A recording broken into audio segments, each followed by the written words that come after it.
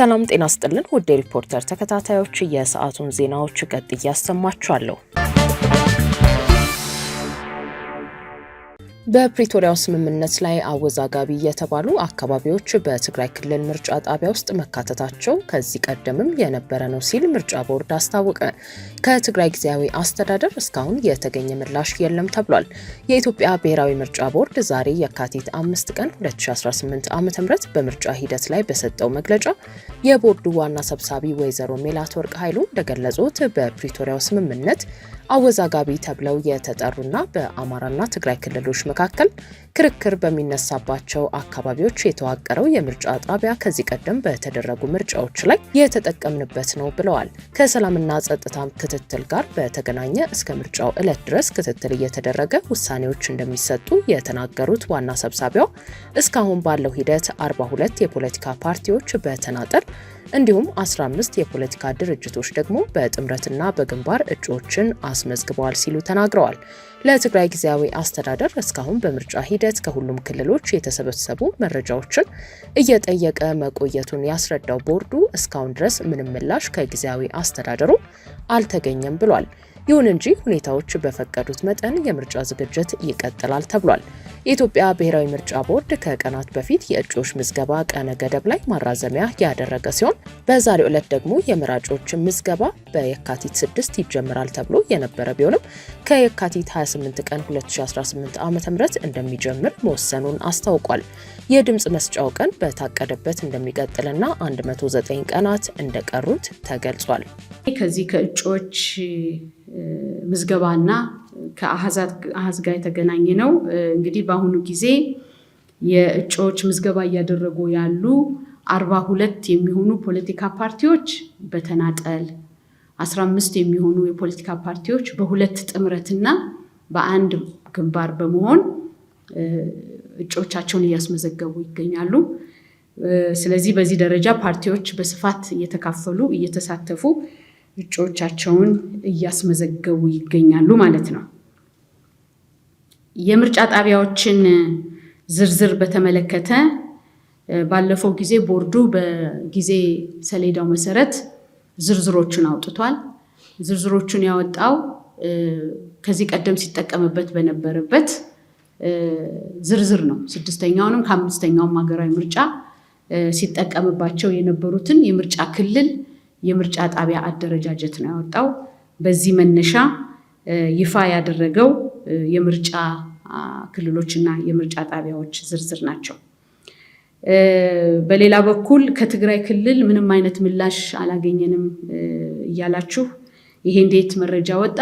ይሄ አሁንም የምገልጸው ይሄ ያለን ዳታ ከዚህ በፊት የነበረን ዳታ ነው። ከዚህ በፊት የነበረን ዳታ ነው ያወጣ ነው። ቦርዱ ምርጫ ዝግጅት ሲያደርግ መነሻዎቹ እነዚህ ናቸው። ስለዚህ መነሻዎቹን ይዞ እየሰራ ስለሚገኝ በትግራይ ክልልም ልክ በሌሎች ክልሎች የምርጫ ዝግጅት እንደምናደርገው ከመጀመሪያው ቀን ጀምሮ እስካሁኑ ሰዓት ድረስ በቦርዱ በኩል ከክልሉ የሚፈለገውን ማንኛውንም መረጃ በመጠየቅ ስራውን እየሰራ ነው ያለው።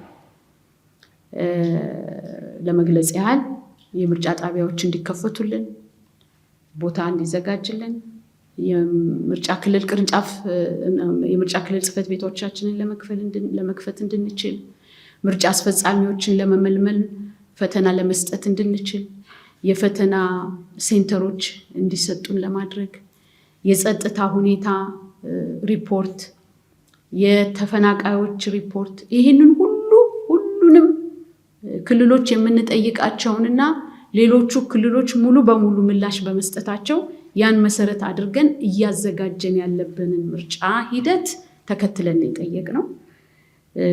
እስካሁን ግን ከትግራይ ክልል የተሰጠን ምላሽ የለም። የቲፒኤልኤፍ ህጋዊ ሰውነት ጥያቄ በተመለከተ ጥያቄ አላቀረቡም። ቦርዱም ጥያቄ አልተቀበለም። ስለዚህ በዚህ ደረጃ ነው ቦርዱ ስለሚያውቀው። የጸጥታ ግጭትንና ጉዳዮችን በተመለከተ ያው ባለፈው ስብሰባ ተደርጓል። ከተደረገው ስብሰባ በኋላ ደግሞ የተለወጠ ነገር አለ። ይሄንን እንዴት ታደርጉታላችሁ? በምርጫ ሂደቱስ ላይ ተጽዕኖ የለውም? እንግዲህ ምናልባት ከዛም በኩል ሌላ ጥያቄ ስለተነሳ እነዚህ አረንጓዴ፣ ቢጫ፣ ቀይ ማለት ምንድናቸው የሚለውን ትንሽ ማብራራት ይጠይቅ ይሆናል። እንግዲህ በምርጫ ቦርድ አሰራርና የጸጥታ አሴስመንት አረንጓዴ ማለት ያለምንም ሁኔታ ምርጫ ማካሄድ ይቻላል የሚል ድምዳሜ ማለት ነው። ቢጫ ማለት ምርጫ ማካሄድ ይቻላል ግን ከጥንቃቄ ጋር ቁሳቁሶቻችንን ስኮርት ማድረግ ሊኖርብን ይችላል። አስፈላጊ ጥንቃቄ ልናደርግ ይገባል። ቀይ ማለት ደግሞ ምርጫ ማካሄድ አይቻልም ነው። ስለዚህ በዚህ ደረጃ ነው እንግዲህ የተመደቡት። ይሄ ምደባ በሚሰራበት ጊዜ ለምሳሌ ሪፖርቱ መጀመሪያ ለመጠናከር በመጣበትና ሪፖርቱ በሚቀርብበት ጊዜ ተለውጠዋል። የተለዋወጡ አካባቢዎች አሉ። አሁን ሪፖርቱን ደግሞ ከሰማን ጀምሮ እስከ ዛሬ እኒ ብንል ለውጥ አለ። ለዚህ ነው ሁልጊዜ ክትትል፣ ሁልጊዜ ግምገማ፣ ሁልጊዜ ማየትን የሚጠይቀው። ይሄ እስከ መቼ ይሄዳል? ቁርጥ ያለ ቀን አለ ለሚለው ጥያቄ እስከ መጨረሻው ድረስ ነው የምንለው። ለምሳሌ ምን የሚፈጠርበት ጊዜ አለ? የምርጫ ቁሳቁሶቻችንን ምርጫ ክልል ድረስ አድርሰን ይሆናል በአረንጓዴ ወይ በቢጫ። ምርጫ ክልል ላይ እቃው ከደረሰ በኋላ ልክ የተወሰነ ምርጫ ጣቢያ በዛ ምርጫ ክልል ስር ያለው የሆነ ምርጫ ጣቢያ ላይ ጸጥታ ችግር ሊፈጠር ይችላል። ስለዚህ ምርጫ ቁሳቁሶቹ በዛው ይቆያሉ፣ ምርጫው ላይ ይካሄድ ይችላል። ስለዚህ ይሄ ሂደት ጥብቅ የሆነ ክትትል፣ ወቅትን ያማከለ ክትትል የሚጠይቅ ነው። ስለዚህ በቃ ከዛሬ ጀምሮ እዚህ አካባቢ ጸጥታ ችግር ስላለ ማድረግ አንችልም ብሎ ደምድሞ መነሳት አይቻልም። ወይንም ምንም ችግር ስለሌለ ማድረግ መቀጠል ይቻላል በሚል ድፍን ባለና ባልተብራራ ዝርዝር በሌለው መንገድ ማድረግ አይቻልም። ስለዚህ ይህንን ሪፖርት እንኳን ከሰማን በኋላ የተፈጠሩ ነገሮች አሉ። ግን ያንን እየቀጠልን እስከ ምርጫ ቀን ድረስ እየተከታተልን ሪፖርትን እየሰማን እያደራጀን የምንቀጥልበት ይሆናል ማለት ነው። ከዚሁ ጎን ለጎን እንግዲህ የተነሳው ያው ይቆማል አይቆምም የሚለው ስራችን የሚቀጥል ነው የሚሆነው እስከ ምርጫዋ ቀን ድረስ ይሄ አሴስመንት ሪፖርት፣ ይሄ ክትትል የሚቀጥል ይሆናል ማለት ነው። በሸገር ከተማ የሚገኙ ባለይዞታዎች በከተማ አስተዳደሩ የተጠየቁት ከፍተኛ የመሬት ሊዝ ክፍያ ቅሬታ እንደፈጠረባቸው ገለጹ። በሸገር ከተማ የሚገኙ ነዋሪዎች ቀደም ብሎ በሊዝ ውል ፈጽመውት የነበረው የመሬት ክፍያ ቀርቶ የከተማ አስተዳደሩ እንደ አዲስ የሊዝ ውል እንዲገቡ እንደጠየቃቸውና ክፍያውም ከፍተኛ ሆኖ ከአቅማቸው በላይ መሆኑ ቅሬታ እንደፈጠረባቸው ተናግረዋል። የሸገር ከተማ አስተዳደር ግን ነዋሪዎቹ እንዲከፍሉ የተጠየቁት በኪራይ ይተዳደር የነበረን መሬት ወደ ሊዝ እንዲቀይሩ እንጂ የሊዝ ውል የነበራቸው ባለይዞታዎች ተጨማሪ ክፍያ እንዲከፍሉ አለመጠየቃቸውን ተናግረዋል። ከዚህ ቀደም የሊዝ ውል በገቡበት የመሬት ይዞታ ተጨማሪ ክፍያ እንደተጠየቁ ለሪፖርተር የገለጹት የከተማዋ ነዋሪዎች ቀድሞ በገቡት ውል ለ1000 ካሬ ሜትር ቦታ 400 ሺህ ብር ይከፍሉ የነበረ ሲሆን አሁን ላይ ግን ለተመሳሳይ ካሬ ሜትር ቦታ 4.5 ሚሊዮን ብር እንዲከፍሉ መጠየቃቸውን ተናግረዋል። በ1999 ዓ.ም ለ99 ዓመታት የሚጸና የሊዝ ውል መግባታቸውን የሚገልጹት አንድ የሲሲዲ የጋራ መኖሪያ መንደር ነዋሪ በውሉ መሰረት ለ1000 ካሬ ሜትር ቦታ 400 ሺህ ብር የሚጠጋ ገንዘብ መክፈላቸውን፣ ቀሪውን በየዓመቱ እንዲከፍሉ መደረጉን አስታውሰው አሁንም ድረስ በውሉ መሰረት በየዓመቱ ክፍያቸውን የሚፈጽሙ ባለንብረቶች እንዳሉ ገልጸዋል። ነገር ግን በአሁኑ ወቅት እንደ አዲስ ክፍያ መጠየቃቸውንና ለአብነትም 1000 ካሬ ሜትር ያላቸው ባለቤቶች 4.5 ሚሊዮን ብር ማለትም በካሬ ሜትር 4500 ብር የሚታሰብና የመጀመሪያ ክፍያ 450 ሺህ ብር እንደሚከፍሉና ቀሪውን በየዓመቱ 100 ሺህ ብር በመክፈል እንዲያጠናቅቁ መጠየቃቸውን አስረድተዋል። ሌላው ስማቸው እንዲጠቀስ ያልፈለጉ ነዋሪ በበኩላቸው ክፍያው መጠየቁ በነዋሪዎች በኩል ከፍተኛ ቅሬታ መፍጠሩንና በዚህም ከተማ አስተዳደሩና ነዋሪዎች ለመነጋገር ለቀጣይ ሳምንት ቀጠሮ መያዙን ጠቁመዋል። አካባቢው ላይ የሚገኙ ነዋሪዎች የተጠየቀውን ገንዘብ የመክፈል አቅም የሌላቸው መሆኑን ገልጸው አብዛኛዎቹ ጡረተኞችና በውጭ ሀገሮች ሲኖሩ የነበሩ በአሁኑ ወቅት ስራ የሌላቸው ናቸው ብለዋል። ጉዳዩን በሚመለከት ሪፖርተር ማብራሪያ የጠየቃቸው የሸገር ከተማ ምክትል ከንቲባ አቶ ጉግሳ ደጀኔ በኪራይ ይተዳደሩ የነበሩ ይዞታዎች ወደ ሊዝ እየተቀየሩ ስለሆነ የዚህ አካል ነው እንጂ ተጨማሪ የሚከፍሉት ነገር የለም በማለት መልሰዋል።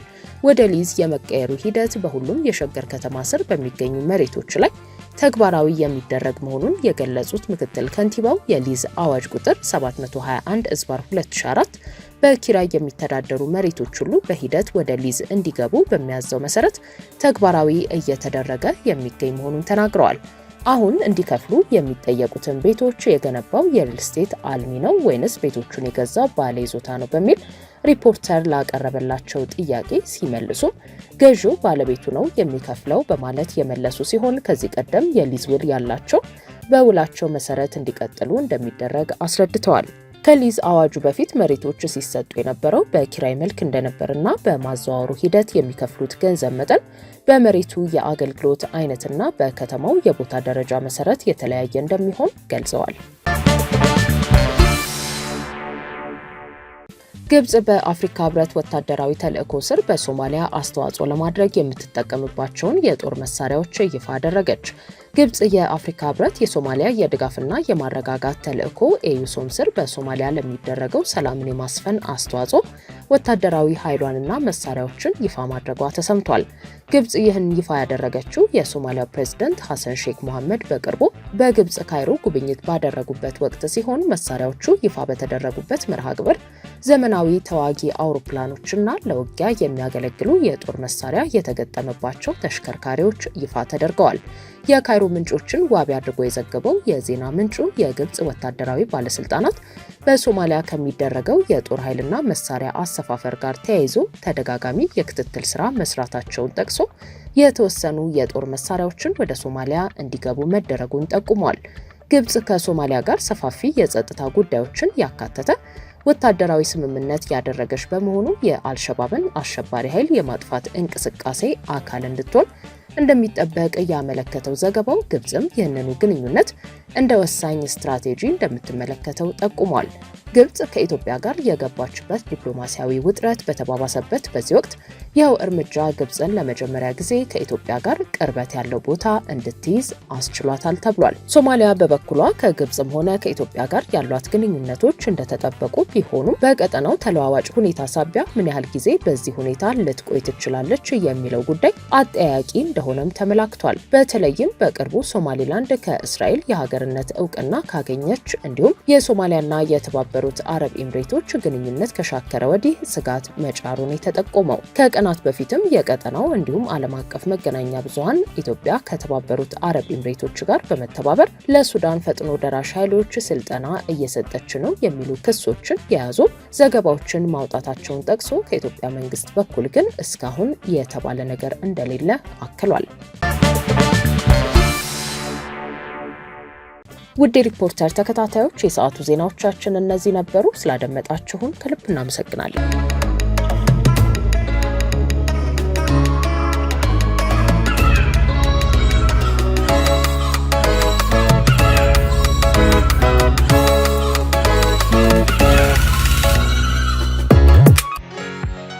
እጅግ ዘመናዊ ፋብሪካ ዓለም በደረሰችበት የቴክኖሎጂ ውጤት ተደራጅቶ ብቁ ኬሚስቶችንና ዘመናዊ ላቦራቶሪዎችን አሟልቶ ለኢንዱስትሪዎች ግብዓት የሚሆኑ የተለያዩ ኬሚካሎችን የሚያመርት የዘርፉ የጀርባ አጥንት በምርቶቹ ጥራትና አቅርቦት የሚወድስ አላይድ ኬሚካልስ ለሳሙናና ዲተርጀንት ፋብሪካዎች፣ ለቆዳና ብረታ ብረት ፋብሪካዎች፣ ለግንባታ ሥራ የሚውሉ መሳሪያዎችን ለሚያመርቱና ለወረቀት ፋብሪካዎች የሚያገለግሉ ሶዲየም ሲልኬት በፈሳሽና በጠጣር፣ አልካላይንና ኒውትራል በፈሳሽና በጠጣር፣ ሰልፈሪክ አሲድ፣ ሊኒየር አልካላይን ቤንዚን ሰልፈሪክ አሲድ፣ ናፍሳ፣ ሶዲየም ላውሪል ኢተር ሰልፌት፣ SLES፣ ኩልኩዳይታኖላሚድ፣ CDEA፣ ኮካማይዶ ፕሮፒልቤታይን CAPB እና ሌሎችንም ኬሚካሎች በጥራትና በበቂ ሁኔታ አምርተን ለደንበኞቻችን ስለ አጠቃቀማቸው ስልጠና ሰጥተን በተመጣጣኝ ዋጋ እናቀርባለን። ለዚህም የበርካታ ISO እና አውቶራይዝድ ኢኮኖሚክ ኦፕሬተር AEO ሽልማቶች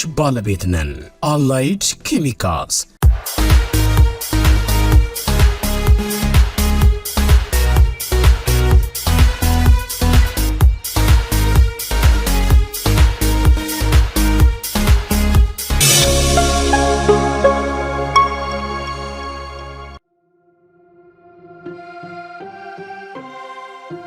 It all starts with an Ethiopian smile. In every beat, we find our stories. Take the rhythm to the comfort of your seat. Your innovations deserve to soar onwards. Find joy in every experience. Enjoy your time with the best moments of entertainment. Take the lead in your career. We'll take the lead in serving you. Your hard-earned success matters. Stay connected with your business. Every journey is a chance to see more, to be more. Find culinary excellency and fine dining in the skies. Feel original tastes. Share your awe-inspiring moments with the world, and let us share the world with you, turning dreams into reality. Ethiopian Airlines, the new spirit of Africa. አገራችን ሰላም ያደርጋል። መመካከሩ ጥሩ ለወደፊታችን ለአገራችን ጥሩ ድልድይ ይሆናል ብዬ ገምታለሁ። ኮሚሽኑ ተስፋ አለን። ተስፋው ምንድነው? ለአገራችን ይጠቅማል የሚለውን ከህብረተሰቡ የተሰበሰበውን አጀንዳ ኮሚሽኑ በትክክል ያቀርባል ብለን እናስባለን። ሌላው ይሄ ክፍፍል ደም መፋሰስ ይቆማል ከዚህ በኋላ ብዬ አስባለሁ። ሌላው እኔ ልል የምፈልገው ነገር ምናልባት ወንድሞቻችን በጫካ ያሉት ወንድሞች ወደ ምክክር ኮሚሽኑ መጥተው በሰላም ያለውን ሁኔታ ለህዝባቸው ድጋፍ ይሰጣሉ ብዬ አስባለሁ እና ጥሩ ነው ያለው ሁኔታ።